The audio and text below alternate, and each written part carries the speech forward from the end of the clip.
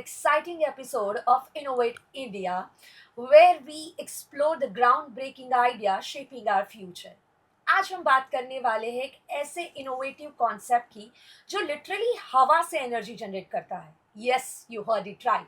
I am talking about railway technology 2.0, जो literally एक moving train से जनरेट होने वाली एनर्जी को यूजेबल पावर में कन्वर्ट करता है. आज हमारे साथ स्टूडियो में है ऐसे visionary mind mister Mohit Kumar, inventor and CEO, and Mr. Yashveer Singh Rathod, the founder and director of Unicorn Brothers. स्वागत है आप दोनों का स्टूडियो में. Thank you ma'am. Mohit Kumar ji, सबसे पहले ऐसा यूनिक आइडिया आपके दिमाग में कैसे आया? हाँ, मैं बता देना चाहता हूँ सबसे पहले सभी को नमस्ते. राइट. और ये जो कॉन्सेप्ट है रेलवे टेक्नोलॉजी, बेसिकली जनरली होता क्या है कि हम लोग ट्रेन में सफ़र करते हैं और अनाउंसमेंट्स आती हैं प्लेटफॉर्म पर, राइट, कि वो एक हाई स्पीड ट्रेन गुजरने वाली है, तो वहाँ पर बहुत ज़्यादा एयर प्रेशर हो सकता है, तो आप कृपया उस पीली पट्टी से बाहर रहें. राइट. तो वो एक जनरली एक आइडिया था कि जब वो एयर प्रेशर प्लेटफॉर्म्स पर इतनी तेज़ी से आता है, तो कहीं ना कहीं वो एयर प्रेशर्स को यूटिलाइज़ करने का माइंड में क्लिक किया. राइट. देन फिर मैंने फाइंड आउट किया कि जो एयर प्रेशर प्लेटफॉर्म्स पर इतना ज़्यादा है और वही सेम एयर प्रेशर जो है, राइट, वो अगर रेलवे ट्रैक और ट्रेन के बीच में कितना होगा. राइट. जहाँ पर जब कोई ट्रेन गुजरती है तो इतना सारा डस्ट और बड़े पार्टिकल्स उसके साथ मूव करते हैं, तो वो कहीं ना कहीं ख्याल आया मेरे दिमाग में कि इस एनर्जी को हम लोग एक सस्टेनेबल पावर में कन्वर्ट कर सकते हैं. और डेफिनेटली ये एक रेवोल्यूशन जैसा मुझे फील हुआ उस टाइम पर. Wow, that's amazing. यानी एक नॉर्मल ऑब्जर्वेशन से ये जर्नी शुरू हुई. सो यशवीर जी, मोहित जी जब आपके पास ये यूनिक कॉन्सेप्ट के साथ, ये आइडिया के साथ आए, तब आपका रिएक्शन क्या था? ओके, तो जब मोहित जी ने मुझे इसके बारे में बताया तो मैंने उनसे पूछा कि ये जो आपने चीज़ की है ये एकदम रिवोल्यूशनरी है और पूरा का पूरा दुनिया में अभी कहीं भी नहीं हो रहा, पूरे वर्ल्ड में इस तरीके की चीज़. तो क्यों ना हम इस चीज़ को पहले दुनिया में करने वाले ऐसी चीज़ बने. और इन्होंने बताया कि हमें ऑलरेडी पेटेंट भी मिल चुका है इस टेक्नोलॉजी का. तो फिर मैंने इनको बोला कि हम इसको और बड़े लेवल पे स्केल कर सकते हैं अपनी प्लानिंग्स करके, क्योंकि हम और भी बड़े प्रोजेक्ट्स में काम किए हुए हैं रूस के प्रोजेक्ट्स के अंदर. तो कहीं ना कहीं हमें आया कि हम हमारे ही आइडिया को क्यों ना एक बड़े लेवल पे स्केल करें वर्ल्ड पूरे के पूरे मार्केट के अंदर. तो वो सारी चीज़ों से फिर हमने इसकी शुरुआत करी. और फिर हमने कंपनी जो हमारा जो आइडिया यूनिकॉर्न ब्रदर्स, हम लोग कहीं पे गए हुए थे इवेंट्स में, मीटिंग्स में हमारी में, तो हम लोग वहीं पे होटल में बस ऐसे ही हमारे घूम रहे थे रूम में. तो क्यों हमारे दिमाग में तब आइडिया है क्यों ना हम एक ऐसी कंपनी बनाए, एक ऐसा, हम दोनों मतलब ब्रदर्स हैं, तो हमने नाम भी उसका यूनिकॉर्न ब्रदर्स तरीके से सोचा. एक क्योंकि नाम यूनिकॉर्न, एक बिलियंस ऑफ डॉलर की कंपनी जो होती है यूनिकॉर्न, तो हमने उसी सोच के साथ हमारा ये चीज़ों को स्टार्ट किया कि हम लोग भी एक यूनिकॉर्न ब्रदर्स हमारी कंपनी बनाएंगे जो आगे चलकर बड़े प्रोजेक्ट्स, बड़ी टेक्नोलॉजी, बड़े इन्वेंशंस पे काम करेगी दुनिया के अंदर. दैट्स वंडरफुल यशवीर जी. सो मोहित जी, मुझे ये जानना है कि ऑडियंस के पर्सपेक्टिव से, कि अगर सिंपल भाषा में समझना कोई चाहे तो रेलवे टेक्नोलॉजी 2.0 एग्जैक्टली क्या है? ये कन्वर्जन लॉ ऑफ एनर्जी पर काम करता है. Right. That the energy can neither be created nor be destroyed but can be transform from one form to another form. Simple सा यही लॉ यहाँ पर भी एग्जिस्ट करता है. वो विंड एनर्जी प्रोड्यूस होती है by high speed moving trains, और फर्दर हम उसको यूटिलाइज करते हैं wind turbine setups and alternators के थ्रू. विंड टर्बाइन जो है वो विंड एनर्जी को मैकेनिकल एनर्जी में कन्वर्ट करती है, एंड देन फर्दर अल्टरनेटर के थ्रू वो मैकेनिकल एनर्जी इलेक्ट्रिसिटी में कन्वर्ट हो जाती है. ये एक सिंपल कंसेप्ट है जो ऑलरेडी एग्जिस्ट करती है.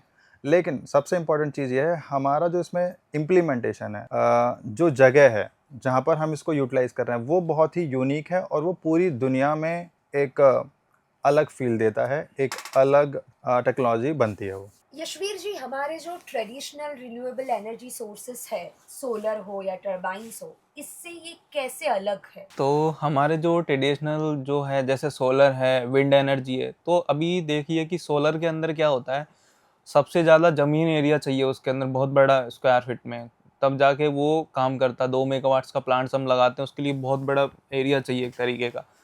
उसके बाद भी वो इलेक्ट्रिसिटी जनरेट करता है, कम फ्रिक्वेंसी के अंदर करता है। लेकिन दूसरी चीज़, हमारा जो सेटअप है वो एक रेलवे ट्रैक के नीचे का पूरा सेटअप है, पूरा का पूरा 3x3 मीटर के उसमें आता है पूरा का पूरा, मतलब ज़्यादा जगह भी नहीं घेरता और उतनी कैपेसिटी की वो इलेक्ट्रिसिटी जनरेट करने में कैपेबल है, एक तरीके से हम कंपेयर करें सोलर के साथ में। दूसरा, इंफ्रास्ट्रक्चर जो ऑलरेडी वो पड़ा है उसको हम यूज कर रहे हैं, एक तरीके से वेस्टेज चीज़ को यूज करके हम इलेक्ट्रिसिटी जनरेट कर रहे हैं, ना कि किसी और तरीके से। सेकंड, हवा जो प्रेशर है वो ऑलरेडी वेस्टेज ही जा रहा है आज दिन तक दुनिया में हम देखें, लेकिन हम उस प्रेशर को यूज करके हम इलेक्ट्रिसिटी को जनरेट कर रहे हैं यहाँ पे, राइट। दूसरा, हम विंड की बात करें, विंड एनर्जी में क्या होता है कि जो उसका जो मेंटेनेंस आता है, ये उसको लगवाते हैं हम लोग जहाँ पे बड़े बड़े पहाड़ पूरे के पूरे वो काटे जाते हैं, फिर उसको ले जाया जाता है, फिर वहाँ पे भी उसमें की विंड जब हवा तेज आती है तो वो ब्लास्ट भी हो जाती है, जैसे हम देखते हैं वीडियोस वगैरह में बहुत सारी चीज़ें आती है। तो यहाँ पे चैलेंज बहुत है, लेकिन हमारे साथ उस तरीके का चैलेंज नहीं है। एक बार हमारा सेटअप लगने के बाद वो सेंसर सिस्टम से ऑटोमेटिक खुलता है, हवा का प्रेशर आता है, वो अंदर ही सारी चीज़ें जनरेट होती है इलेक्ट्रिसिटी, और उसको हम कहीं भी ग्रिड्स के साथ में सप्लाई करके आगे भेज सकते हैं। तो इसलिए हम देखते हैं, और एनर्जी सेक्टर जिनकी बात करें मार्केट में, कोई भी हो, हाइड्रो हो, सोलर हो, कोयले हो, तो उनसे बेस्ट हम सॉल्यूशन लेके मार्केट में ये चीज़ें आए हैं। मोहित जी, जब आप रेलवेंट टेक्नोलॉजी के इन्वेंटर हैं, तो इसके कुछ इंटेलेक्चुअल राइट्स भी होते हैं, और डू यू हैव दैट? हाँ, डेफ़िनेटली ये बहुत अच्छा है। आप इसको ऐसे समझिए कि बहुत सारे इस पे काम किया, लाइक वो रिसर्च वर्क है, वो थीसिस कंप्लीट किया, राइट? हाँ, हमने इसके पेटेंट्स फाइल किए intellectual property government of India में। ये एक बहुत लंबी जर्नी है, लगभग 8 साल की, ठीक है? जब मैंने फर्स्ट टाइम इसको अप्रैल 2017 में इसके पेटेंट फाइल्स किए, राइट? और यस, ये 8 साल लगे क्योंकि बीच में कोविड का ड्यूरेशन भी था उस टाइम पर। देन फाइनली मुझे इसके जो पेटेंट्स हैं, जो इसके आईपीआर राइट्स हैं, वो मुझे लास्ट ईयर मार्च 2024 में मिले। और साथ ही साथ ये वीपो, that is world intellectual property organisations में पब्लिश्ड है, जो हमें दुनिया के 170 देशों में प्रोटेक्ट करती है, राइट? एंड साथ ही हमें भारत सरकार से तो इसके पेटेंट ग्रांट हुए, हमने इसके अमेरिका के अंदर पेटेंट्स फाइल किए हुए हैं। और हमारा ऐसा विचार है कि हर उस बड़े देश जहाँ पर बड़े रेलवे ट्रैक्स हैं, बड़ा रेलवे इंफ्रास्ट्रक्चर है, हम एक एक करके हर कंट्री में अपने पेटेंट फाइल्स कर रहे हैं। जैसे कि नेक्स्ट टारगेट्स हमारे रशिया है, ठीक है? दैन यूरोपियन कंट्रीज़ हैं, उसमें कुछ कंट्रीज़ हमारी एशियंस भी हैं, क्योंकि बड़े रेलवे नेटवर्क्स जो हैं वो एशियन कंट्रीज़ में बहुत ज़्यादा हैं। लाइकवाइज वो भारत उसमें से एक खुद है, दैन फिर चाइना। ये सच में बहुत बड़ी बात है, आपका सफ़र भी बहुत लंबा रहा है। यशवीर जी, ये जो रेलवे ट्रैक जितना जैसा इकोसिस्टम जो है, वहाँ पे इतना एफिशिएंट सिस्टम बनाना कितना डिफ़िकल्ट है, और क्या चैलेंजेस आप फेस करते हैं? हाँ, जैसे कि अभी की डेट में हम देखें तो दुनिया में पहले ही हम लोग हैं जो इस चीज़ को कर रहे हैं, और ये चैलेंजेस भी हैं इसके अंदर, क्योंकि हमारे पास एयर प्रेशर बहुत, लॉस्ट ऑफ एयर प्रेशर बहुत हाई प्रेशर है, उसको हमें कंट्रोल करके और हमें इलेक्ट्रिसिटी जनरेट कर रहे हैं, राइट। तो डेफिनेटली इसमें एक्सपर्टीज लगेंगी काफ़ी, आरडीओसो जो रेलवे डिपार्टमेंट है वो भी लगेंगे, और जो टॉप के इंजीनियर्स हैं, एक्सपर्टीज हैं अलग कंट्रीज से, हमें उनको भी हायर करना पड़ेगा। वो सारी चीज़ें, एरोडायनेमिक्स किस तरीके से इसकी है, प्रेशर को हम कंट्रोल करेंगे, और उसके जो हमारा चैम्बर होगा पूरा सेटअप एकदम कंक्रीट का बंद, उसमें वो प्रेशर जाएगा किस तरीके से, वो काफ़ी सारी चीज़ें उसमें चैलेंजेज है। लेकिन ऐसा कोई खास इसमें चीज़ें चैलेंज की है नहीं जो हम नहीं कर सकते, सब कुछ पॉसिबल है, और इन्हीं सभी चीज़ों को करके ही हम लोग आगे बढ़ रहे हैं। मोहित जी, रेलवे ट्रैक जैसे डायनेमिक एनवायरनमेंट में इतनी एफिशिएंट सिस्टम लगाना कितना चैलेंजिंग है, और क्या डिफ़िकल्टीज आप फेस करते हो? ऑब्वियसली ये एक चैलेंज है, स्पेशली तब जब आप एक रनिंग इंफ्रास्ट्रक्चर पर ऐसे टास्क परफॉर्म करते हो, जी। राइट? ये एक हम बात कर रहे हैं एग्जिस्टिंग इंफ्रास्ट्रक्चर को यूटिलाइज करने वाली बात है ये, राइट? तो डेफिनेटली ये एक चैलेंज है, लेकिन इसमें कुछ इस तरीके से है, हम इसके प्री फैब्रिकेटेड जो कास्टिंग्स है वो हम लोग ऑफ द साइड्स इस पे रेडी करते हैं इसको, राइट। देन फॉर एक टाइम फ्रेम के लिए हम लोग उस रनिंग ट्रेन्स को हम लोग स्टॉप करते हैं, या यूँ कहें कि उसको हम बाईपास करते हैं।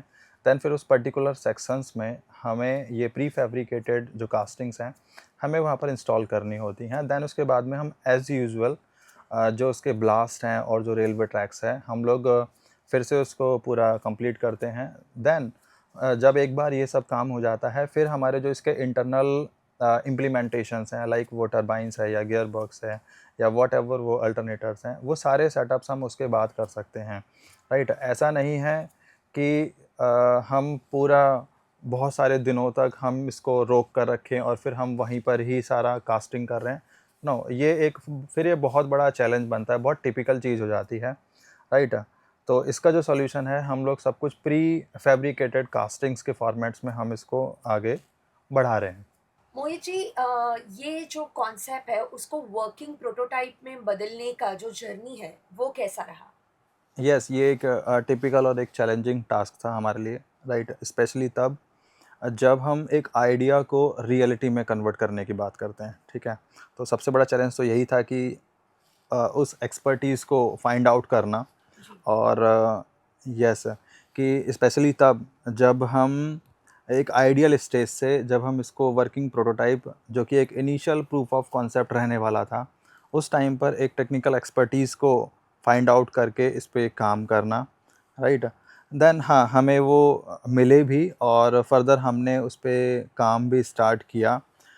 ये कुछ इस तरीके से आप समझें कि जब हम प्रोटोटाइपिंग पर काम कर रहे थे वहाँ पर कुछ लाइक वो एनालिसिस थे, जैसे जिनको हम जनरली सिमुलेशंस बोल देते हैं या फिर वो सीएफडीज़ होती हैं, ठीक है। वो स्पेशली ऐसे एनालिसिस जिस एयर प्रेशर्स को की अभी हमने बात की, उस एयर प्रेशर्स को एनालाइज़ करके उसकी विंड टरबाइन्स डिज़ाइन करना।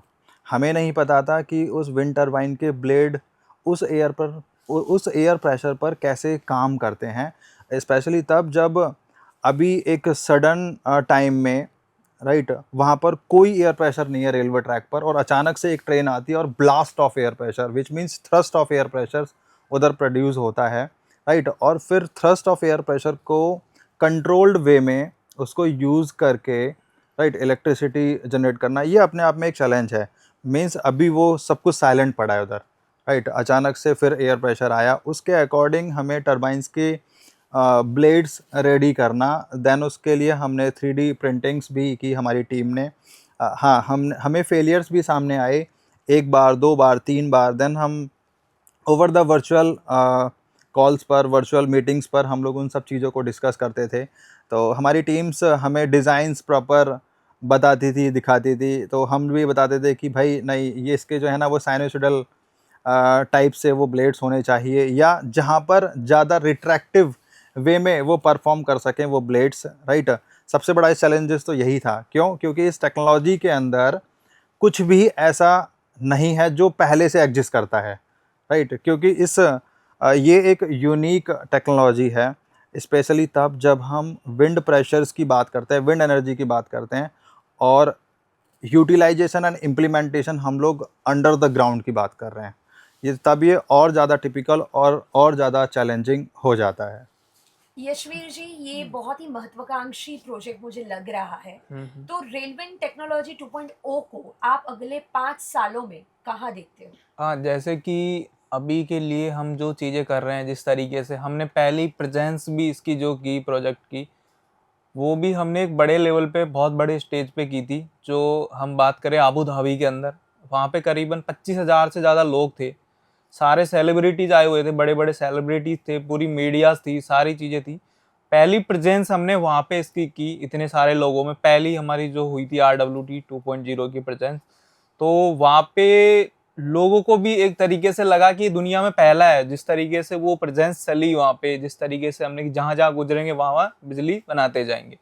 तो ये पूरा एकदम वहाँ का जो जितनी भी पब्लिक थी वो काफ़ी ज़्यादा रिएक्शंस उनके वहाँ पे देखने को हमें मिले। तो हम लोग पहली प्रेजेंस हमने इतने बड़े इंटरनेशनल उस पर की। सेकंड, उसके बाद हम लोग अभी जो इस चीज़ों को यहाँ पे कर रहे हैं, हम लोग इसको 5 साल में कहाँ देखेंगे, यानी 2030 तक। अभी जो हमारा पहला टारगेट है, पहले गोल्स हैं, अभी हम इंडिया के अंदर हमारी चीज़ें कर रहे हैं। पहला पायलट प्रोजेक्ट हमें रन करना है। उसके लिए हमें मीटिंग्स भी मिनिस्ट्री के अंदर कनेक्ट करी। जैसे हम बात करें, हमारी पहली मीटिंग अजय टमटा जी जो हैं कैबिनेट मतलब उनसे मीटिंग हुई। उसके बाद हमारी जो वहाँ से हमें चीज़ें स्टार्ट करी। फिर उसके बाद हमारी जो सेकंड मीटिंग हुई वो श्री नितिन गडकरी जी से हुई इस टेक्नोलॉजी को लेके। उन्होंने भी चीज़ें सुनी तो उन्होंने भी अप्रिशिएट किया, और उन्होंने उसी टाइम 30 मिनट के अंदर अंदर हमें एक लेटर रिलीज किया। जो रेल मंत्री जी है श्री अश्नवी जी, उनके पास वो लेटर गया, और करीबन 10 दिन के बाद हमारी अगली मीटिंग रेलवे बोर्ड के साथ, वहाँ के डायरेक्टर्स के साथ में कनेक्ट की गई। वहाँ पे भी जब हमने उनको वो चीज़ें बताई कि हम इस तरीके की चीज़ें कर रहे हैं और ये हमारा आइडिया, तो वहाँ पे जो उनके आरडीओ के जो डायरेक्टर बैठे थे, उन्होंने भी हमें अप्रिशिएट किया कि आप जो ये चीज़ कर रहे हो पॉसिबल है, हम ऐसा कर सकते हैं इस तरीके का। तो वहाँ से भी हमें चीज़ें देखने को मिली, और उन्होंने बोला कि आप अपना पहला प्रूफ ऑफ कॉन्सेप्ट, प्रोटोटाइप जिसे बोलते हैं, वो डिजाइन्स कीजिए। उसके बाद जो अगली जो इस पे काम करेंगे हमारी रिसर्च टीम पूरी, आरडीओ सारा डिपार्टमेंट्स मिलके हम इसको और किस तरीके से बड़े लेवल पे कर सकते हैं वो चीज़ें वहाँ पे करेंगे। ये तो हमारा इंडिया के लिए अंदर हो गया। उसके बाद हम लोगों ने जो बाहर के हमारे कॉर्पोरेट्स जो इन्वेस्टर हैं, जो जैसे हांगकांग से है, तो वहाँ पे भी हमने वहाँ की गवर्नमेंट्स को प्रेजेंस की, चीज़ें भेजी, उनको भी चीज़ें कॉन्सेप्ट सब कुछ अच्छा लगा। यूएई के अंदर हमने वहाँ के अंदर भी प्रेजेंस किया। तो हम लोग अभी टारगेट कर रहे हैं कंट्री वाइज। पहला गोल है हमें इंडिया हम डेवलप करेंगे, पहला पायलट प्रोजेक्ट हमें रन करना है। सपोज कीजिए हम इंडिया में करें या फिर हम किसी और कंट्री में, कहीं भी, लेकिन हम पहला पायलट प्रोजेक्ट इसका ग्राउंड पे उतारने वाले। पहला पायलट प्रोजेक्ट हमारा जो होगा 2 मेगावाट का, हम पहला प्रोजेक्ट लॉन्च कर रहे हैं यहाँ पे। उसके बाद जो प्रेजेंस यहाँ पे होने वाली है फिर वो एक बड़े लेवल पे होगी, क्योंकि यहाँ पे बड़े कॉर्पोरेट्स जैसे इन्वेस्टर्स भी यहाँ पे हमें आएंगे इस चीज़ के अंदर। और हमें ऐसे भी इन्वेस्टर मिले जो बड़े, जैसे ब्लैक रॉक्स हैं, उसके साथ भी हमने डिस्कशन किया चीज़ें। तो पायलट प्रोजेक्ट रन करने के बाद फंड्स की यहाँ पे कोई प्रॉब्लम नहीं है। फंड्स यहाँ पे बहुत बड़े आएंगे, बिलियंस ऑफ डॉलर्स में फंड्स आएंगे। तो पहला जो गोल है, हम पायलट प्रोजेक्ट रन कराएंगे, जो हम लोग अभी टारगेट लेके चल रहे हैं, करीबन 18 महीने के अंदर अंदर हम पहला अपना पायलट प्रोजेक्ट ग्राउंड पे लेके आए।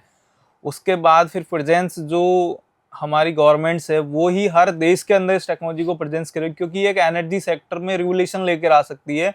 क्योंकि अभी तक जो एनर्जी हम बनाते आ रहे हैं, अभी जो एनर्जी बन भी रही है, तो वो इतनी सफिशिएंट नहीं है कि जो पूर्ति हो रही है आज की डेट में। जैसे हम न्यूक्लियर में चल जाते हैं, न्यूक्लियर एनर्जी से बनाना हमारे लिए, जैसे अभी बंद भी हो गया था बीच में, अभी जो हुआ था G20, उसमें सारे देशों ने बोला था कि हम न्यूक्लियर से एनर्जी नहीं बनाएंगे, उसमें भारत भी सबसे पहले था। लेकिन अभी न्यूक्लियर से एनर्जी बन रही है, क्योंकि कोई सॉल्यूशन नहीं है, एनर्जी की डिमांड ज़्यादा है, सप्लाई अभी कम है।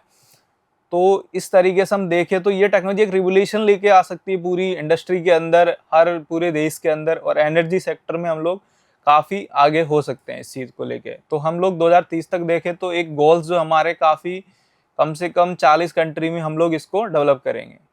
मोहित जी, आपसे ये जानना है कि ये जो रेलवे टेक्नोलॉजी 2.0 है, तो रेलवे के अलावा क्या इसका यूज़ मेट्रोस में, बुलेट्स में या फिर एयरपोर्ट्स पे भी हो सकता है?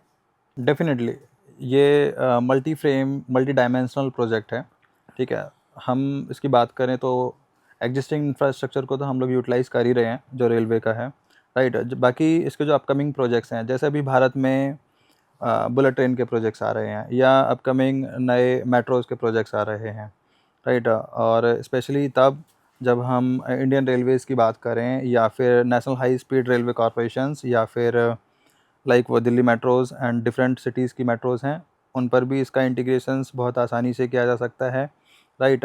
लेकिन हमारा प्लान क्या है, जो डेडिकेटेड फ्रेट कॉरिडोर्स हैं जी। जिसमें सामान ट्रांसपोर्ट किया जाता है, उन ट्रैक्स पर हम मैक्सिमम यूटिलाइजेशंस करने का प्लान कर रहे हैं, राइट। देन उसके बाद में यस, ये कुछ स्पेसिफ़िक चीज़ हैं जहाँ पर कुछ स्पेसिफ़िक रोड्स होते हैं जो रेलवे ट्रैक्स के फॉर्मेट्स में ही डिज़ाइन होते हैं, वहाँ पर भी हम इस टेक्नोलॉजी का इम्प्लीमेंटेशन कर सकते हैं। और जिस तरीके से हम इलेक्ट्रिसिटी को प्रोड्यूस कर रहे हैं, राइट, हम देखते हैं कि बहुत सारे रेलवे लाइंस, रेलवे ट्रैक्स ऐसे होते हैं, उनके पैरेलली रोड्स एंड हाईवेज़ भी होते हैं। जी। तो जिस एनर्जी को हम रेलवे ट्रैक्स पर जनरेट कर रहे हैं, उस इलेक्ट्रिसिटी को हम लोग ईवी चार्जिंग स्टेशंस पर भी यूटिलाइज़ कर पाएँगे parallel to the railway tracks on highways. जैसे कि हम नितिन गडकरी जी के पास गए, उनको हमने ये चीज़ें बताई कि हम इस तरीके से चीज़ें कर रहे हैं, तो उन्होंने बोला कि इसमें काफ़ी ज़्यादा पोटेंशियल है और आप इस चीज़ को कीजिए, और मैं अप्रिशिएट करता हूँ इस चीज़ को कि आप आगे बढ़ाइए और काम कीजिए। और उन्होंने 30 मिनट के अंदर एक लेटर रिलीज करवाया, श्री अश्नवी जी वैष्णव रेल मंत्री जी हैं उनके लिए, और उन्हें लेटर गया मिनिस्ट्री के अंदर, रेलवे बोर्ड में। उसके बाद हमारी 10 दिन के बाद उनके साथ मीटिंग्स कनेक्ट हुई, उनके जो डायरेक्टर्स हैं उनके साथ। तो उनको भी हमने जब ये पिच किया कि हम इस तरीके से इलेक्ट्रिसिटी जनरेट कर रहे हैं, तो वहाँ पे जो उनके आरडीओ जो रिसर्च सेंटर है के जो हेड है डायरेक्टर्स, उन्होंने बोला कि इसके अंदर काफ़ी ज़्यादा पोटेंशियल है और इसे बड़े लेवल पे किया जा सकता है, और एक एनर्जी सेक्टर में रेलवे आकर उभर सकता है, पूरी दुनिया के अंदर एक एनर्जी सेक्टर को चेंज कर सकता है। सो मोहित जी, कंपनी के आपका जो एक लॉन्ग टर्म विजन है, उसमें और कौन से इनोवेटिव प्रोजेक्ट शामिल है? बेसिकली हम बात कर रहे हैं स्कोप ऑफ यूनिकॉर्न ब्रदर्स, जहाँ पर डिफरेंट डिफरेंट टेक्नोलॉजीज़ हैं। मैं पहले टेक्नोलॉजीज़ बता देता हूँ। हम लोग रिन्यूएबल एनर्जी सेक्टर में तो काम कर ही रहे हैं, इसके साथ ही हम लोग आर्टिफिशियल इंटेलिजेंस में काम कर रहे हैं, राइट। देन जो रोबोटिक्स में काम कर रहे हैं, और जो अदर मॉडर्न टेक्नोलॉजीज़ हैं दुनिया में जो भी चल रही हैं, उन पर भी हम लोग काम कर रहे हैं। अब हम स्पेसिफिक अगर प्रोजेक्ट्स की बात करें, तो हमारे पास में रिन्यूएबल एनर्जी सेक्टर के अंदर रेलेवेंट टेक्नोलॉजी है, राइट। देन एआई में हमारे पास में आर्टिफिशियल इंटेलिजेंस बेस्ड सोल है, राइट, जो कि एक मिरर इमेज की तरह काम करता है हमारी सोल के लिए। देन उसके बाद में हमारे पास में दूसरे कुछ और भी इनोवेटिव प्रोजेक्ट्स हैं एनर्जी से ही जुड़े हुए, जो यूनिकॉर्न ब्रदर्स के अम्ब्रेला में बहुत जल्द आएंगे, राइट। हमारे पास में वेल्थ मैनेजमेंट्स वाले प्रोजेक्ट्स हैं। फर्दर हम स्पेसिफिक अगर बात करें कि वेल्थ को कैसे मैनेज करना है, ग्रो करना है, तो वैसे प्रोजेक्ट्स पर भी हम लोग अभी काम कर रहे हैं, और बहुत जल्द ये सभी प्रोजेक्ट्स इस यूनिकॉर्न ब्रदर्स के अम्ब्रेला में देखने को मिलेंगे। जी। मोहित जी, आज के यूथ इनोवेटर्स को देख के क्या लगता है? क्या India youth innovators driven nation बन रहा है?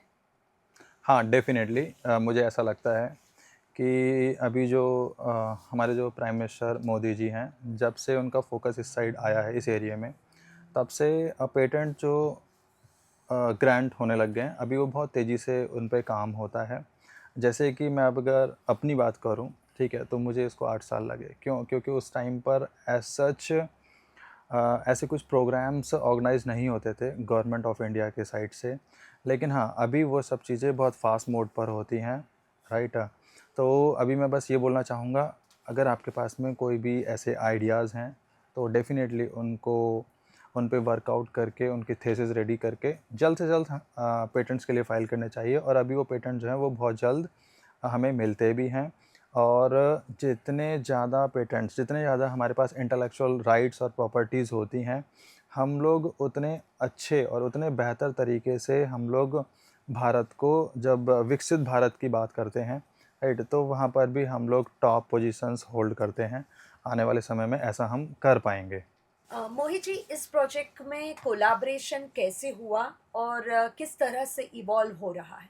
हाँ, मैं बता देना चाहता हूँ, पेटेंट्स मिलने के बाद से, जी। राइट, जैसे हमें डिफरेंट डिफरेंट मिनिस्ट्रीज से इसके अप्रिशिएशंस मिले इस टेक्नोलॉजी को लेकर, और अभी रिसेंटली लास्ट मंथ में हमें भारत प्रतिभा सम्मान काउंसिल की ओर से भारत प्रतिभा सम्मान भी इस टेक्नोलॉजी को मिला, राइट। और हम जब आगे देखते हैं, एक बड़े फ्रेम में इसको देखते हैं, तो हमें डिफरेंट मिनिस्ट्रीज़ के साथ भी हमें इसको कोलैबोरेट करेंगे। जब स्पेशली कॉर्पोरेट कोलैबोरेशंस की बात आती है, वो इंडियन रेलवेज़ है, वो national high speed railway corporations है, वो dedicated freight corridor corporation India limited है, राइट। ऐसे ही चाहे फिर वो राइट्स हो, या फिर आपका रेलटेक जैसी कंपनीज़ हों, राइट। एंड इसके साथ ही ऐसी मिनिस्ट्रीज़ और ऐसी ऑर्गेनाइजेशंस जो रिन्यूएबल एनर्जी में काम कर रही हैं, जो कार्बन फुटप्रिंट्स पर काम कर रही हैं,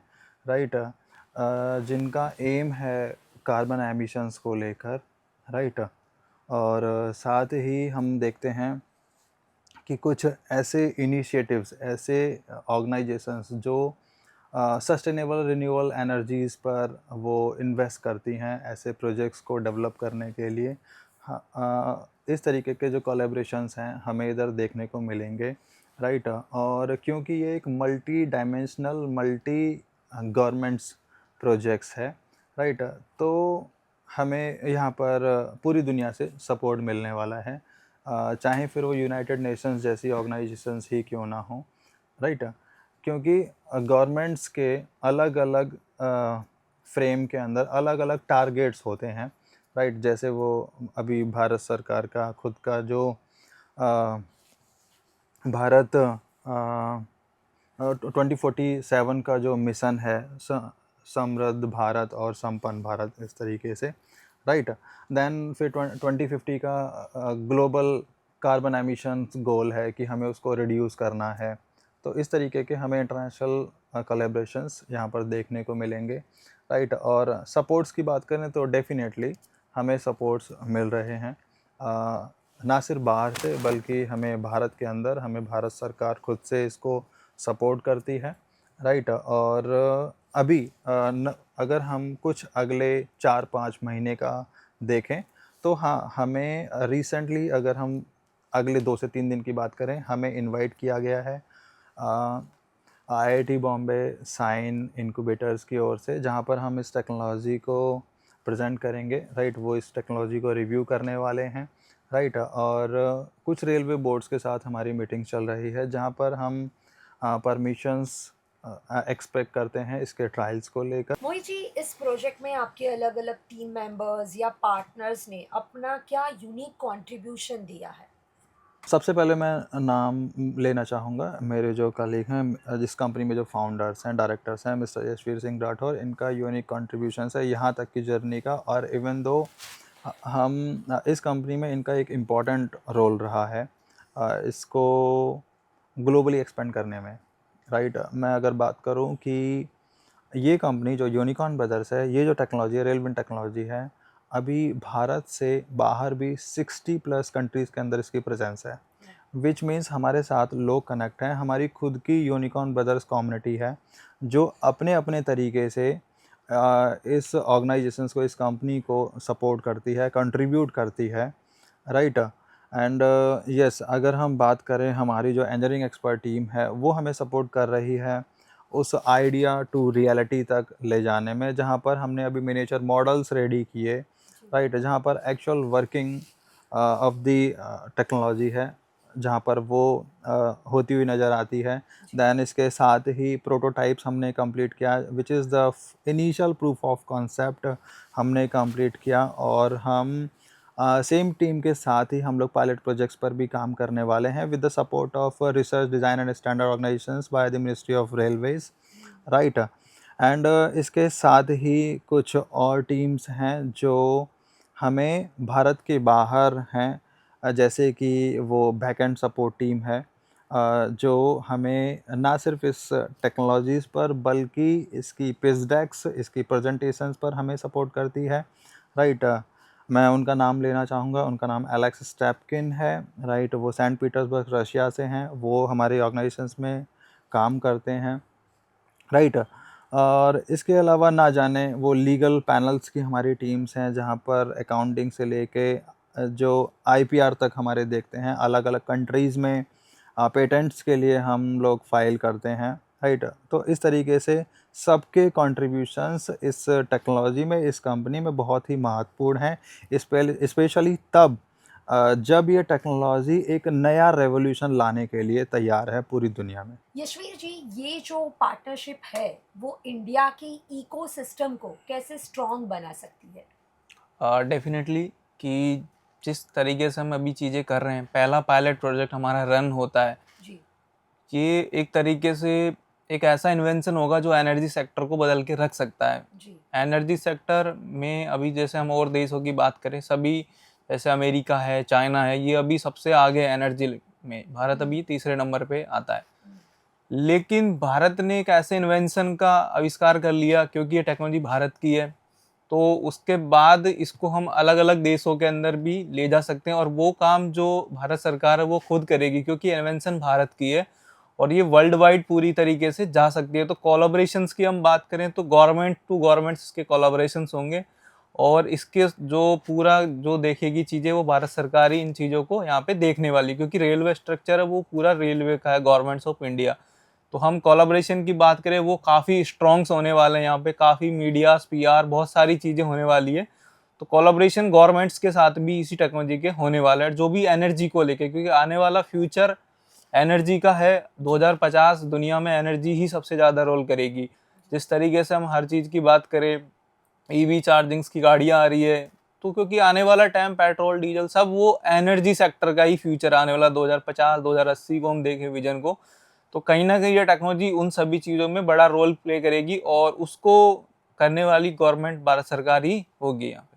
मोहित जी, आज के जो यंग इनोवेटर्स हैं उनको आप क्या मैसेज देना चाहेंगे जिससे वो अपनी जो जर्नी स्टार्ट कर रहे हैं उसके लिए उनको एक प्रेरणा मिले?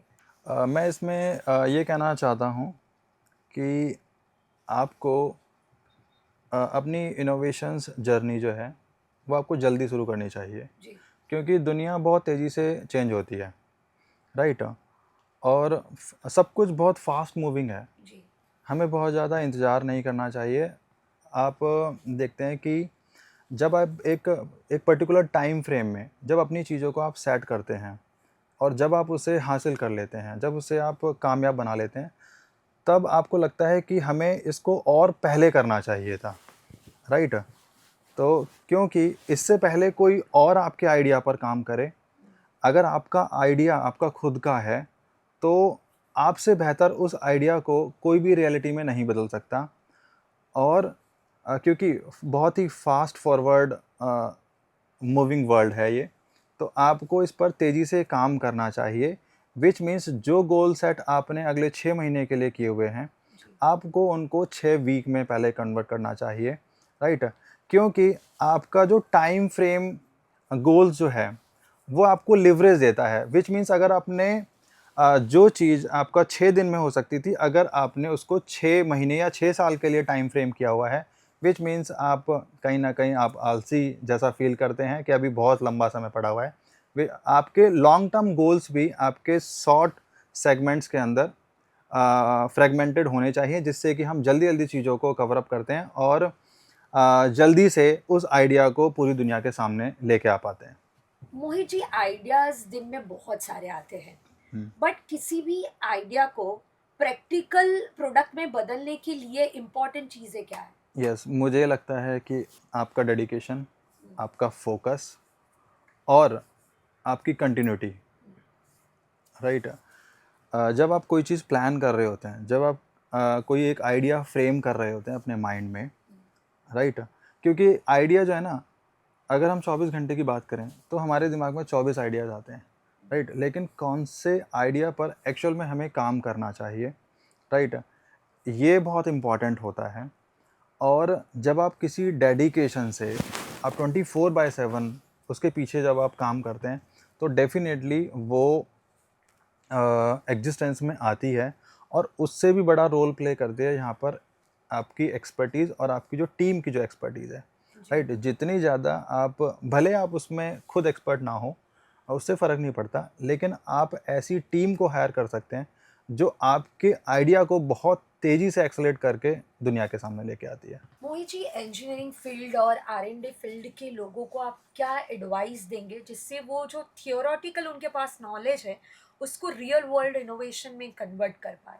आइडिया टू रियलिटी, राइट, जो थेसिस, राइट।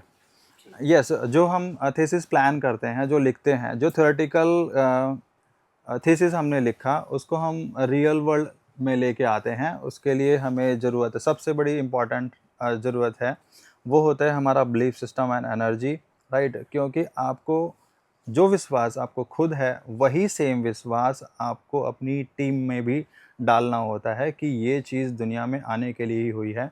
क्योंकि आपकी जो टीम है, जो इनिशियल टीम है, जो इस पे काम कर रही है, जो आपकी रिसर्च टीम है, राइट, वो जैसा आप सोचते हो वैसा आपको उनके माइंड में भी इम्प्लांट करना होता है, विच मीन्स आप अपनी टीम को, आप अपनी टेक्निकल टीम को आप अलाइन कर रहे हो, राइट, अपने आइडिया के साथ में, राइट। और यस, एनर्जेटिक भी होना इसमें बहुत इम्पॉर्टेंट है, क्योंकि वो सेम एनर्जी जब किसी चीज़ पर इम्प्लीमेंट होती है तो उसके रिजल्ट्स बेसिकली सेम रिजल्ट्स हमें मिलते हैं जैसा हम आइडिया को प्लान करते हैं, राइट। और लेवल ऑफ एक्सपर्टीज़ यहाँ पर एक इम्पॉर्टेंट रोल प्ले करती है, क्योंकि यहाँ पर सब कुछ एक्सपीरियंस्ड किया जाता है बाय द एक्सपीरियंस्ड पर्सन, जिनको ऑलरेडी उस पर्टिकुलर फील्ड में, राइट, वो एक्सपर्टीज़ है, राइट। नो डाउट इनोवेशंस हमेशा नए ही होते हैं, राइट, लेकिन यहाँ पर लेवल ऑफ एक्सपर्टीज़ बहुत अच्छा रोल प्ले करती है उस चीज़ को, उस आइडिया को रियल टाइम में, रियल वर्ल्ड फ्रेम के अंदर उतारने के लिए। यशवीर जी, रेलवे टेक्नोलॉजी 2.0 का नेक्स्ट प्लान क्या है? क्या कोई आपका पायलट प्रोजेक्ट या कुछ रोल आउट प्लान तैयार है? हाँ, डेफिनेटली। अभी हमारा जो पहला गोल एंड फोकस वो है पहले पायलट प्रोजेक्ट को रन कराना, जिससे कि जो चीज़ हम बोल रहे हैं वो चीज़ हो रही है, इलेक्ट्रिसिटी जनरेट हो रही है और 2 मेगावाट्स में इलेक्ट्रिसिटी जनरेट हो रही है जी। वो चीज़। तो उसके लिए हमारे सारे गोल सेट है। पहले पायलट प्रोजेक्ट हम रन कराने वाले हैं। पहली चीज़, हम परमिशंस जो government of India railway board, उससे परमिशंस लेटर भी हम जल्दी रिलीज हमें मिल जाएगा। उस पर भी हमारा ऑलरेडी काम चल रहा है। जैसे कि झारखंड में हम लोग शायद ट्रायल कर सकते हैं, या गुजरात में, या फिर और भी कहीं पे जहाँ पे हमें जो अकॉर्डिंग रहेगा उस तरीके की जगह मिलेगी। तो पहला पायलट प्रोजेक्ट के लिए सारे हमारी जो एक्सपर्टीज़ की जो टीम है, हमारी इंजीनियरिंग टीम है, जो रेलवे बोर्ड की जो आरडीएसओ की जो रिसर्च टीम होगी, या और भी कोई एक्सपर्टीज लगेगा, बाहर के कंट्री से बुलाना हो या कोई भी हो, वो सारे प्लान्स हमारे ऑलरेडी हैं इस पे। क्योंकि काफ़ी रिसर्च होगा, काफ़ी सारी चीज़ें होंगी, तो हम लोग पायलट प्रोजेक्ट की ओर ही अभी आगे बढ़ रहे हैं। क्योंकि जितनी भी अभी हमारी रिसर्च होनी थी, सिमुलेशंस वगैरह, सीएफडीज, वो सारा हमारा ऑलरेडी कंप्लीट हो गया। अब हम एक्चुअल में इसको ग्राउंड पे करने जा रहे हैं। पायलट प्रोजेक्ट जो हमारा होगा वो अब एक्चुअल में यहाँ पे चीज़ें आने वाली है, और जिसके लिए हमारे ऑलरेडी 24 मंथ के प्लान हैं, जिसमें हम लोग, हो सकता है कि हम लोग 1 साल में भी हमारा पहला पायलट प्रोजेक्ट को डिलीवर कर पाएँ। उसके बाद हमारा जो सेकंड प्रोसेस होगा कि कॉमर्शियल इसको किस तरीके से करें। जैसे कि एक बार प्रोजेक्ट ग्राउंड पे आने के बाद, चीज़ें होने के बाद, यहाँ पे पीआर की बात करें, मीडियाज़, गवर्नमेंट्स और भारत सरकार, सब लोग इसको प्रमोशन करेंगे। इसके मतलब एक तरीके से वो देंगे। तो डेफ़िनेटली वो चीज़ें हैं। कॉमर्शियल में बात करें, हम लोग अलग-अलग कंट्री में भी हम लोग इसको स्टार्ट करेंगे। जैसे कि हम हो सकता है यूएसए में पहले स्टार्ट करें, वियतनाम में हम स्टार्ट करें, यूएई में, नाइजीरिया, अफ्रीका वगैरह कहीं भी। तो हम लोग हर कंट्री वाइज़ चलेंगे। एक-एक कंट्री में हमारे प्रोजेक्ट्स वही सेम उसी तरीके से जैसे कि हमने इंडिया में किया। तो फिर वहाँ के जो आगे के जो ऑर्डर्स होने, जो और भी बड़ी कंपनी, जो और भी कॉर्पोरेट्स हैं जो उस फील्ड में, फ्रेंचाइज मॉडल्स, लाइसेंस वगैरह, तो उस तरीके से फिर इसको हम और बड़े स्केल पे कैसे कर सकते हैं, वो सारी चीज़ें गवर्नमेंट्स की साथ मिलके ही वो आगे सारी चीज़ें बढ़ने वाली है। जी। मोहित जी, गवर्नमेंट बॉडीज और इंडस्ट्रीज इस प्रोजेक्ट को सपोर्ट करने में किस तरह से रोल प्ले कर सकती है? यस, अगर हम किसी देश की गवर्नमेंट्स की बात करें, स्पेशली गवर्नमेंट ऑफ इंडिया की, तो जो रेलवेज़ है वो ministry of Railways, which means government of India के अंदर ही आता है, जी। सेंट्रल गवर्नमेंट्स में। तो हम बात कर रहे हैं एग्जिस्टिंग इंफ्रास्ट्रक्चर को यूज़ करने की, तो यस, वो हमें परमिट करती है कि हाँ, आप अपनी जो रेलवे टेक्नोलॉजी है, क्योंकि वो sustainable renewable source of energy है, तो आप इसको इम्प्लीमेंट कर सकते हैं। आप रेलवे को सस्टेन कर सकते हैं, राइट। और यस, आप रेलवे इनिशियल जो इसका यूज़र होने वाला है, जो इलेक्ट्रिसिटी प्रोड्यूस हम करेंगे वो खुद रेलवे होगा, राइट। और इसके साथ ही जो मटेरियल यूज़ होने वाला है, वो जो इंडस्ट्रीज़ हैं अलग अलग, वो हमारे लिए इस मटेरियल को मैन्युफैक्चर करती हैं, राइट। जैसे कि वो विंड टर्बाइन्स हैं, जैसे कि वो चैम्बर्स हैं, इसके एनक्लोजर्स हैं, राइट। और इसके साथ ही वो alternator and generators, distribution boards. तो यहाँ पर उन इंडस्ट्रीज़ का भी एक बहुत बड़ा इम्पोर्टेंट रोल आने वाला है, जहाँ पर जब ये टेक्नोलॉजी बल्क में इम्प्लीमेंट होती है पूरी भारत में या फिर पूरी दुनिया में, मैं ऐसा क्यों बोलता हूँ, यहाँ पर डिफरेंट मिनिस्ट्रीज़ और डिफरेंट इंडस्ट्रीज़ का रोल इसलिए है क्योंकि सिर्फ अगर भारत की बात करें तो 70,000 किलोमीटर्स के रेलवे ट्रैक्स हैं, उसको एक कोई कंपनीज़ राइट वो नहीं कवर अप कर सकती। वहाँ पर बड़ी इंडस्ट्रीज़ की ज़रूरत पड़ती है और जो 70,000 किलोमीटर है वो डिफरेंट स्टेट गवर्नमेंट्स के माध्यम से निकलता है राइट। तो वहाँ पर अलग अलग स्टेट गवर्नमेंट्स के रोल्स होते हैं। सेम इसी तरीके से बात करें कि अगर जब हमें इसका ग्लोबलाइजेशन करना है, भारत से बाहर जब हम इसको लेके जाते हैं तो वहाँ पर भी मल्टी गवर्नमेंट्स और मल्टी इंडस्ट्रीज़ और जो कंपनीज़ हैं वो हमें यहाँ पर सपोर्ट करती हैं जब हम पूरी दुनिया को एक नया रिन्यूएबल एनर्जी सॉल्यूशंस प्रोवाइड करने की बात करते Mohit ji, Yashveer ji, as a unicorn brother, railway technology 2.0 आपके लिए क्या मायने रखती है? हाँ, एज अ यूनिकॉर्न ब्रदर्स हमारी ये एक ऑर्गेनाइजेशन है जो इस तरीके की इन्वेंशन पे काम कर रही है, जी जिसमें हमारा पहला इन्वेंशन रेलविंड टेक्नोलॉजी 2.0 जो ऑलरेडी पेटेंट है और उस पे हम काम कर रहे हैं और उसको ग्राउंड पे लेके आ रहे हैं। ये हमारा पहला इन्वेंशन रिन्यूएबल एनर्जी के अंदर। उसके बाद हमारी जो ऑर्गेनाइजेशन है और भी फील्ड में काम कर रही है, जैसे आर्टिफिशियल इंटेलिजेंस, जिससे कि क्या हम ला सकते हैं, दुनिया को क्या सॉल्यूशन हम दे सकते हैं एक तरीके से। तो हम सॉल्यूशंस में यहाँ पे काम कर रहे हैं। और भी कोई जैसे कि अभी इकोलॉजी के लिए काफ़ी सारी चीज़ें हैं कि हम क्या कर सकते हैं कि जिससे आने वाले टाइम में इकोलॉजी को बेनिफिट्स हो, और किस तरीके के इन्वेंशंस हम ला सकते हैं, क्या बेस्ट किया जा सकता है जैसे कार्बन्स को रोकने के लिए। तो उन सभी चीज़ों पे हमारी ऑर्गेनाइजेशन काम कर रही है। और जो प्रॉब्लम्स आज की डेट में है दुनिया के अंदर, तो हमें प्रॉब्लम्स का सॉल्यूशन निकालना, ये चीज़ों पे हम लोग काम कर रहे हैं एक तरीके से कि कोई भी एक ऐसी कोई प्रॉब्लम्स आई, हमने उसका सॉल्यूशन निकाला, दुनिया को दिया, वो चीज़ें उस तरीके से हमारी ऑर्गेनाइजेशन काम कर रही है। अलग सेक्टर में, सभी सेक्टर्स में काम कर रही है। जैसे कि आर्टिफिशियल इंटेलिजेंस में हम बात करें कि एआई सोल जो एक एंटी सोशल मीडिया प्लेटफॉर्म होने वाला है दुनिया के लिए, वो पहली चीज़ होगी। तो इस तरीके के इन्वेंशंस पे हम काम कर रहे हैं और ये हमारी ऑर्गेनाइजेशन इसको सपोर्ट करती है। जी Okay, and yes, as an inventor of railwind technology and founder of Unicorn Brothers, ये मेरी लाइफ जैसा है, ठीक है, क्योंकि मेरी लाइफ जो है वो इसके पैरेलल चल रही है। और साथ ही मैं बोलना चाहूँगा उन लोगों के लिए राइट, यस, वो लोग जिनके पास इसकी को ओनरशिप है वही लोग सभी इसके मेन बेनिफिशियर होने वाले हैं नियर फ्यूचर में। यूनिकॉर्न ब्रदर्स के लिए रेलविंड टेक्नोलॉजी एक टॉप मोस्ट प्रायोरिटी है, जी क्योंकि रेलविंड टेक्नोलॉजी के through unicorn brothers universally promote हो रहा है, विच मीन्स एक ट्रस्टेबल ब्रांड्स बन रहा है यूनिकॉर्न ब्रदर्स। तो रेलविंड टेक्नोलॉजी हमारे लिए टॉप मोस्ट प्रायोरिटी बनती है, इसको जल्दी से जल्दी एग्जीक्यूट किया जाए जिसका बेनिफिट्स लोगों तक बहुत जल्दी से जल्दी पहुंच सके इन नियर फ्यूचर, लाइक वो 5 साल में या फिर 10 साल में उसका जो लाभ है वो इक्वली डिस्ट्रीब्यूट हो सब लोगों तक। So we have one another guest with us today, research and development engineer जिगेश Patel. जिगेश, बहुत बहुत स्वागत है आपका। Thank you. बहुत सारी टेक्निकल चीज़ें ऐसी हैं जो ऑडियंस के पर्सपेक्टिव से समझना बहुत ज़रूरी है। सो अर्ली स्टेज में आपने ऐसे कोई एक्सपेरिमेंट या ट्रायल्स किए थे? ओके, सो स्पेशली हम इस टेक्नोलॉजी की बात करें तो ये टेक्नोलॉजी काफ़ी इनोवेटिव है।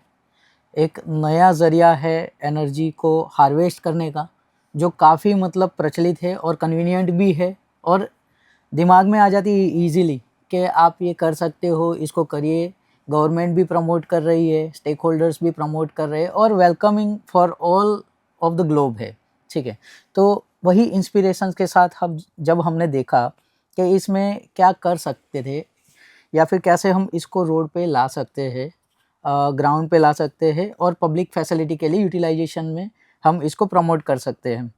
तो सबसे पहला जो चैलेंजिंग काम था वो है कि रेल के नीचे अगर मैं बोलूँगा कि आप जाके वहाँ पे हाथ रखिए तो पॉसिबल नहीं है। अगर कोई बोलूँगा कि जाके सो जाइए, काफ़ी ऐसे रील्स हो गए वीडियोस में जो आप देखते हैं, मतलब कि लोग जाके सो जाते हैं, और ऐसे इन्फॉर्मेटिव वीडियो भी होते हैं जहाँ पे मतलब लोग चेक करते कि नीचे कितना ग्राउंड क्लियरेंस है, क्या है। So that is very risky to collect a data.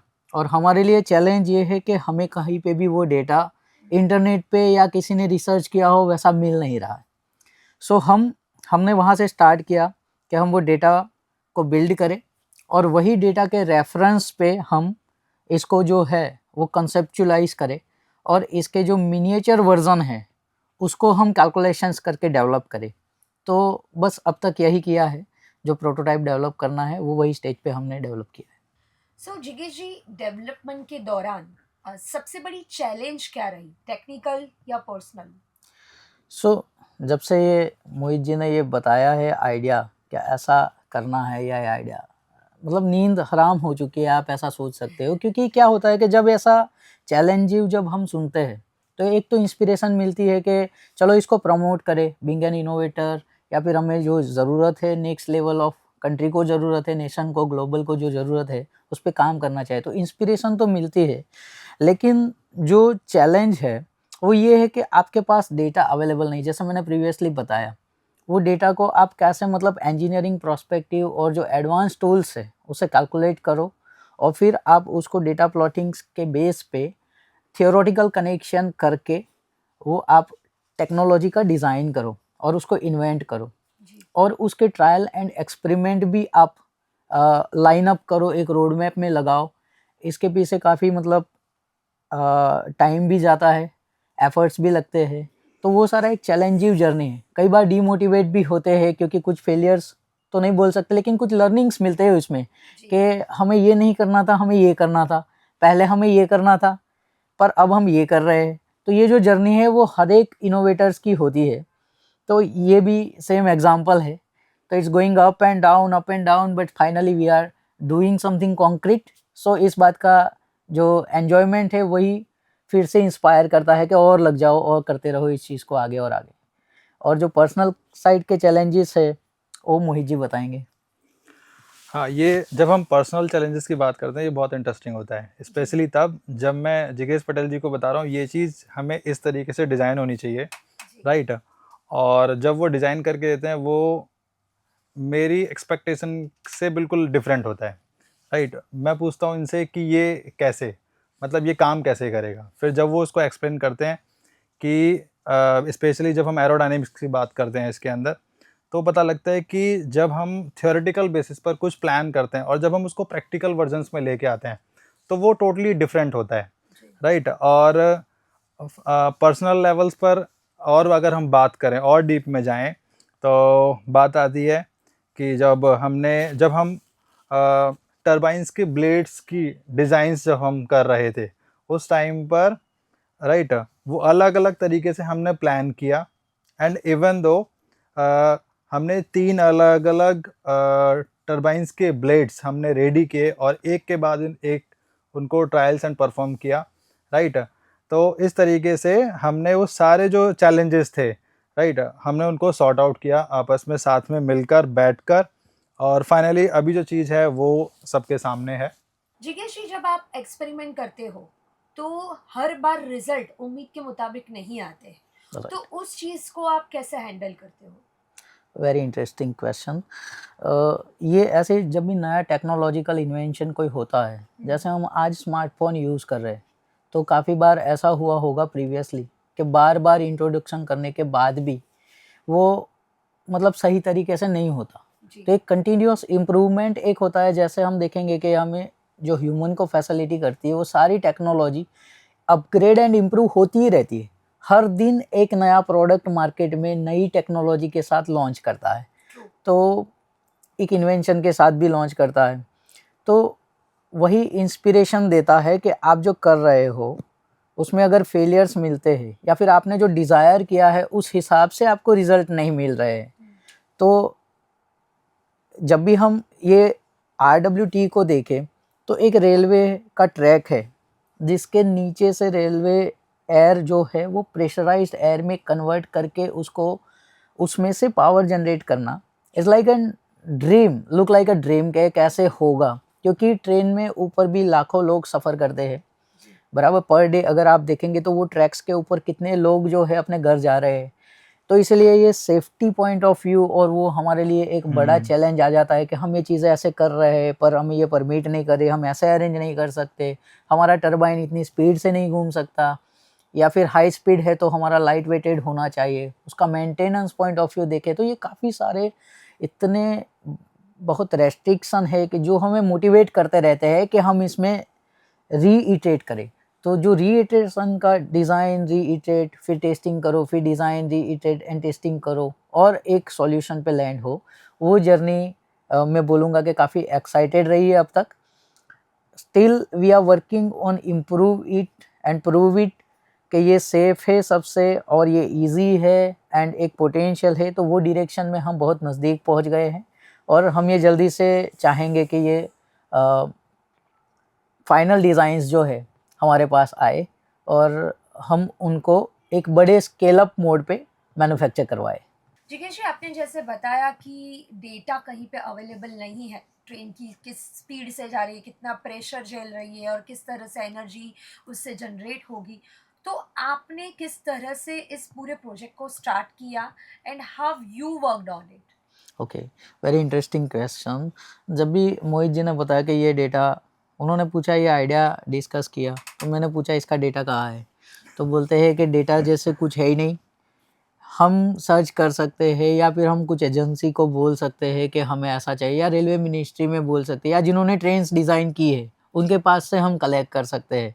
लेकिन ऑनेस्टली जब वो सारे रिसोर्सेज एक्सप्लोर किए तो ये जो प्रेशर है कितना आता है वो हर एक ट्रेन के लिए कितना है या एवरेज प्रेशर वैसा कुछ मिला नहीं।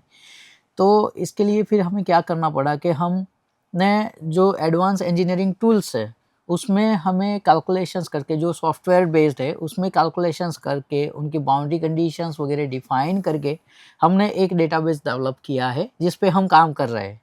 और फ्यूचर में जाके हम ये प्रैक्टिकली भी वैलिडेट करने वाले हैं वेरी नियर फ्यूचर में, जहाँ पे हमें ये वैलिडेट भी हो जाएगा कि हमारा ये जो कैलकुलेटेड डेटा है कितना प्रूवन है और इसके बेस पे हम हमारी जो नेक्स्ट जनरेशंस प्रोटोटाइप्स होंगे वो कितने एक्यूरेट बना सकते हैं। मोहित जी, यूनिकॉर्न ब्रदर्स की जो एक बहुत बड़ी सोच है, आविष्कार है, रेलवे टेक्नोलॉजीज 2.0, उसके बारे में बहुत इंटरेस्टिंग चीज़ें आज हमने पॉडकास्ट के थ्रू जानी है। But what next? अगर इस पॉडकास्ट को हम कंटिन्यू करें एपिसोड 2, एपिसोड 3, सो और हमारी ऑडियंस के लिए क्या नया है? बिल्कुल। आज जो चीज़ हमने देखी वो एक्सपेरिमेंटल स्टेज 1 है, राइट, जिसमें हमने प्रोटोटाइप्स को देखा, जिसमें हमने मिनिएचर मॉडल्स को देखा, राइट। और ये एक स्केल डाउन वर्जन है रेलवे टेक्नोलॉजी 2.0 का, जो कि सम अप करता है एक्सपेरिमेंटल स्टेज 1 को। हम आगे के पॉडकास्ट में एक्सपेरिमेंटल स्टेज 2 में जब हम बात करेंगे तो इसको स्केल अप कर रहे होंगे, कहीं ना कहीं हम पायलट प्रोजेक्ट्स की बात कर रहे होंगे, राइट, जो कि जो सामने दिख रहा है उसी का 10 टाइम्स स्केल अप वर्जन हमें देखने को मिलेगा, राइट। और वो कुछ कैसा रहेगा, वो सीरियसली वहाँ पर वो इंटरेस्टिंग होने वाला है। बिल्कुल सही बताया मोहित जी आपने। अभी जो हमारी एक जर्नी यहाँ तक की है, मतलब कि जो आप आइडिया को विजुलाइज करके उसको प्रूफ ऑफ कॉन्सेप्ट करके आप मिनिएचर वर्जन पे काम करके उसको एक कॉन्सेप्ट प्रूफिंग के स्टेज पे लेके जाते हो। नेक्स्ट वर्जन ये आता है कि ये कॉन्सेप्ट डेवलप्ड हो गया, प्रूफ हो गया, लोगों के दिमाग में भी आ गया, कोई सुनने से या इंजीनियरिंग पॉइंट से भी कोई उसको डिनाई नहीं कर सकता कि टेक्नोलॉजी जो है उसको अभी और काम करना बाकी है, क्योंकि ऑलरेडी हमने वो प्रूफ ऑफ कॉन्सेप्ट का जो माइलस्टोन है वो हम अचीव कर लिया कि हाँ ये चीज़ें इस तरीके से काम करेगी। पर जो 2.0 नेक्स्ट वर्जन ये जर्नी का आएगा, जिसमें आप बोल रहे थे कि ऐसे और पॉडकास्ट आ सकते हैं, तो उसमें ये सारी चीज़ें हमें जानने को मिलेगी कि जब हम उसको बड़े स्केल पे देख रहे हैं, जैसे इन्होंने बताया कि हम उसको 10 टाइम्स बड़ा स्केल करना चाहता है, तो उसमें सेफ्टी प्रोस्पेक्टिव से, फिर ड्यूरेबिलिटी प्रोस्पेक्टिव से, उसकी लाइफ जो है उसके प्रोस्पेक्टिव, या जितनी इंजीनियरिंग टीम में या मैन पावर उस पर काम करेगा, जो साइट्स पे, रिमोट साइट्स पे जहाँ पे रेलवे ट्रैक्स लगे हुए हैं वहाँ पे टरबाइंस भी लगे होंगे, तो उसका पावर जनरेशन होगा, तो पावर ग्रिड के साथ उसका कनेक्शंस बनेगा, तो ये बहुत बड़ा एक काम होने वाला है जिसमें लाखों जॉब बनने वाली है लोगों की, जहाँ पे हम देखेंगे तो एक पूरी दुनिया नई हम खड़ी करने जा रहे हैं। तो मैं तो ये बोलूँगा कि ये जो इंजीनियरिंग जर्नी के अलावा भी काफ़ी अपडेट्स इंटरेस्टिंग आएगी, जो हमें मतलब ये पॉडकास्ट के थ्रू या फिर हम ऐसे इंफॉर्मेटिव सेशन के थ्रू हम मतलब लोगों तक पहुंचा सकें, और ये जो स्केल अप वर्जन है उसको हम मतलब अपनी आंखों के सामने देख सके कि ये हो रहा है जो विजुलाइज किया गया है प्रीवियसली। तो ये ट्रिलियन डॉलर की टेक्नोलॉजी जिसका नाम रेलवेंट टेक्नोलॉजी है, और इसके मैं ब्लूप्रिंट्स आपके साथ रिवील कर रहा हूँ। और यस, ये बेसिकली उस थीम पर बना हुआ है जब मैंने थीसिस कंप्लीट की थी इस टेक्नोलॉजी की। तो कैसे मैं देखता था वो सिर्फ एक थ्योरी था, लेकिन आज जब हम उसको सामने देखते हैं तो वो हमें सरप्राइज़ करता है। तो मैं बताता हूँ आपको वन बाय वन ये टेक्नोलॉजी कैसे काम करती है। तो सबसे पहले मैं बताना चाहता हूँ, जो हमारे एग्जिस्टिंग रेलवे इंफ्रास्ट्रक्चर है वो कुछ इसी तरीके से दिखता है। हमें कुछ ट्रैक्स होते हैं, राइट, उधर ब्लास्ट पड़ा होता है, दैन उधर स्लीपर्स होते हैं, और 2 रेल ट्रैक्स पैरेलली चलते रहते हैं। ओके, एंड यस, एक ट्रैक आने के लिए होता है, एक ट्रैक जाने के लिए होता है। तो ये तो हमें सबको पता है क्योंकि हम सब लोगों ने कहीं ना कहीं ट्रेन में ट्रेवल किया हुआ है। ओके, तो यहाँ पे सबसे बड़ी बात थी कि ऑब्जर्व करना, जब कोई ट्रेन पास होती है तो जो साइड का जो एयर प्रेशर्स आता है, राइट, उससे डस्ट भी उड़ती है, राइट, वो एयर प्रेशर्स बहुत ज़्यादा होता है। और जब हम पर्टिकुलर बात करें इस ट्रैक की कैविटी पर और इसके ऊपर से जब ट्रेन निकल के जाती है, उस एयर प्रेशर्स को एनालाइज करके आपको यूज़फुल वे में उसको यूज़ करना, राइट। तो यस, जिस टेक्नोलॉजी के बारे में मैं बता रहा हूँ उसका नाम है RWT, that means relevant technology 2.0। Yes, हमने कुछ यहाँ पर सेटअप इंटीग्रेट किए हुए हैं जो आपको देखने में तो ट्रैक के साइड में लग रहे हैं, लेकिन एक्चुअल में जो इसका वर्किंग मॉडल्स हैं, विच मीन्स वर्किंग मशीन्स हैं, जो जनरेटर्स हैं, वो इस ट्रैक के नीचे लगा हुआ है। जब भी कोई ट्रेन इसके ऊपर से पास ऑन होती है, एक एयर प्रेशर, एक थ्रस्ट आता है, राइट, देन वहाँ पर वो एयर प्रेशर्स नोजल्स और एयर गाइडेड टनल्स के थ्रू वो नीचे जाता है। देन उधर एक आप सेटअप देखते हैं जिसमें विंड टर्बाइंस लगे हुए हैं, गियर बॉक्स लगा हुआ है, एंड देन अल्टरनेटर्स है। तो वो बेसिकली हम इस कॉन्सेप्ट के अंदर कन्वर्जेंस ऑफ एनर्जी कर रहे हैं, जो काइनेटिक एनर्जी इधर ट्रेन के मूव होने से जनरेट होती है, राइट, वो काइनेटिक एनर्जी को हम लोग डायरेक्टली इनपुट कराते हैं टर्बाइंस के ऊपर। टर्बाइंस मैकेनिकल एनर्जी में उसको कन्वर्ट करती है, देन फिर अल्टरनेटर्स उसको इलेक्ट्रिसिटी में कन्वर्ट करता है। तो अभी हम देखेंगे भी ट्रेन को चलाकर भी, राइट, जो एनर्जी यहाँ पर प्रोड्यूस हो रही है, विच मीन्स ये एक RWT जनरेटर है, इलेक्ट्रिसिटी जनरेटर, वो इलेक्ट्रिसिटी इधर प्रोड्यूस होती है, राइट। और साथ ही जो इसके रेलवे ट्रैक के साथ में जो EV चार्जिंग स्टेशंस होते हैं, वो इलेक्ट्रिसिटी इधर भी यूज़ होती है। उसके साथ ही जो रेलवे स्टेशंस हैं, ओके, इस रेलवे स्टेशन प्रेमिसेस एरिया में जितना भी इलेक्ट्रिसिटी कंजप्शंस है, वो ये कैपेबल है यूनिट्स इसकी सारी एनर्जी की डिमांड को पूरा करने के लिए, विच मीन्स हमारी एक यूनिट ही एक रेलवे स्टेशन की एनर्जी कंजप्शंस फ्री कर देती है, राइट। और जो एक्सेस अमाउंट ऑफ एनर्जी है जो ट्रैक के पैरेलली कहीं पर EV चार्जिंग स्टेशंस होते हैं, उस एनर्जी को हम एक्सट्रैक्ट आउट करके EV चार्जिंग स्टेशंस लेके आते हैं, और फर्दर वहाँ पर EV व्हीकल, जो इलेक्ट्रिक व्हीकल है, उसको चार्जिंग में भी सपोर्ट करती है। ये एक अलग तरीके का इंफ्रास्ट्रक्चर है जिसपे अभी भारत जो है काम कर रहा है EV चार्जिंग स्टेशंस पर, राइट। वहाँ पर भी ये टेक्नोलॉजी सपोर्ट करती है। और उसके साथ ही क्योंकि हमें पता है रेलवे ट्रैक दुनिया के और स्पेशली भारत में भी या कहीं पर भी वो रिमोट एरिया से भी गुजरते हैं, जहाँ पर विलेजेस होते हैं, गांव होते हैं। ऐसे भी गांव देखने को मिलते हैं जहाँ पर अभी इलेक्ट्रिसिटी का कोई साइन नहीं है, राइट। और ये ट्रैक जहाँ से ऐसे एरिया से अगर गुजरते हैं तो हमारी वो RWT यूनिट जो इलेक्ट्रिसिटी जनरेट करती है, नियर बाय विलेजेस को भी वो इलेक्ट्रिसिटी देती है, इंडस्ट्रीज़ को भी देती है। और इसके साथ ही जो सिटी एरिया हैं, जो अर्बन एरियाज़ हैं हमारे, जो ये बिल्डिंग्स आप देख रहे हैं, राइट, इनको भी वो इलेक्ट्रिसिटी देने में कैपेबल है। तो वो बेसिकली होता क्या है, जिस इलेक्ट्रिसिटी का जनरेशन यहाँ पर हो रहा है उसको हम लोग इस पावर ग्रिड के साथ, स्मार्ट हाइब्रिड पावर ग्रिड के साथ इंटीग्रेट करते हैं फर्दर, और उसको हम लोग एक डिस्टेंस से दूसरे डिस्टेंस तक ले जा सकते हैं by using high tension lines and then फिर हम उसको स्टेप डाउन करके हम लोग यूटिलाइज करते हैं घरों में, राइट। विच मीन्स ये ऑन ग्रिड की अगर हम बात करें तो वो 11,000 वोल्ट पर भी हम लोग इसको ऑन ग्रिड करते हैं, और साथ ही 33,000 वॉट की जो लाइंस होती हैं, वोल्ट की जो लाइंस होती हैं, उस पर भी ये ऑलरेडी टेस्टेड है, क्योंकि हम एनर्जी को जनरेट कर रहे हैं और उसको हम लोग रिफॉर्म कर रहे हैं by using step up transformers and step down transformers, right. तो ये कुछ इस तरीके से रहने वाला है। इसके साथ ही सर बहुत ही एक्साइटिंग है ये पूरी टेक्नोलॉजी की रेल जब चल रही है तभी पावर जनरेशन नहीं हो रहा है, यानी अदर रिन्यूएबल एनर्जी की तरह ये सन पे या विंड मिल जो विंड पे डिपेंडेंट है वैसा यहाँ पर नहीं है। पर आउट ऑफ क्यूरियोसिटी कि अगर बारिश की मौसम है और ज़्यादा रेनफॉल है तो तब ये सिस्टम कैसे काम करेगा?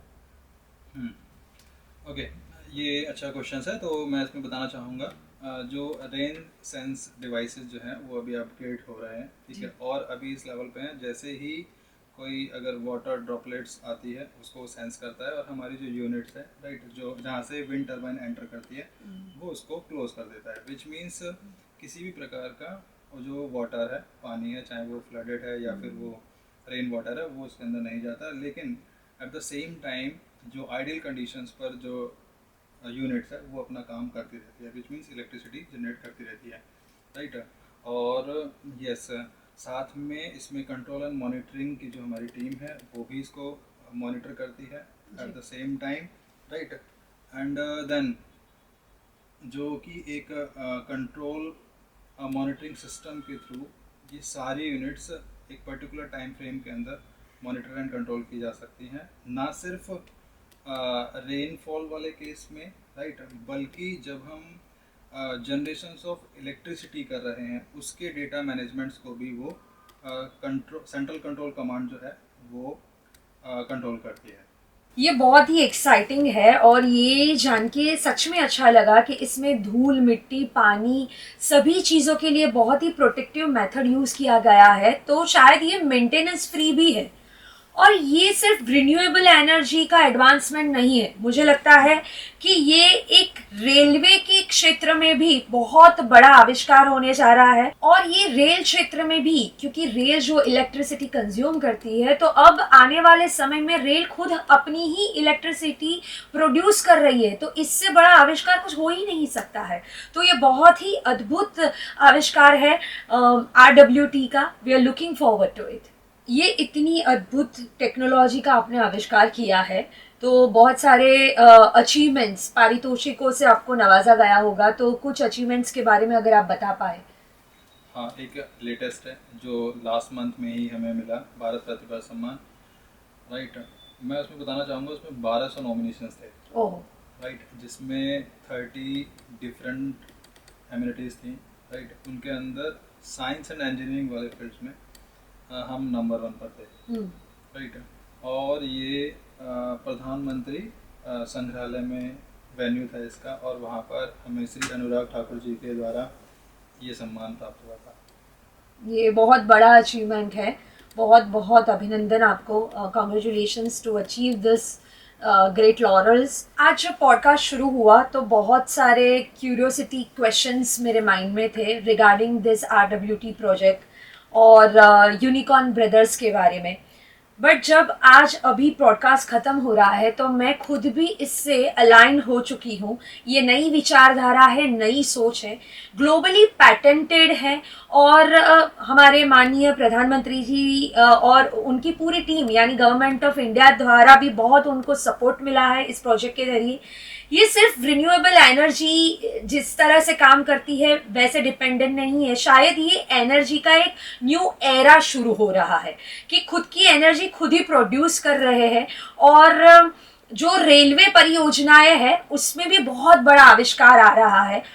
ऐसे बहुत सारे इस प्रोजेक्ट के बारे में और भी क्वेश्चंस है जिसके बारे में हम वापस से मोहित जी और यूनिकॉर्न ब्रदर्स को इनवाइट करेंगे और एक नई सीरीज के साथ आपसे मिलते रहेंगे। बट बहुत सारी शुभकामनाएं देते हुए आज का ये पॉडकास्ट यहाँ समाप्त करते हैं। धन्यवाद। Thank you.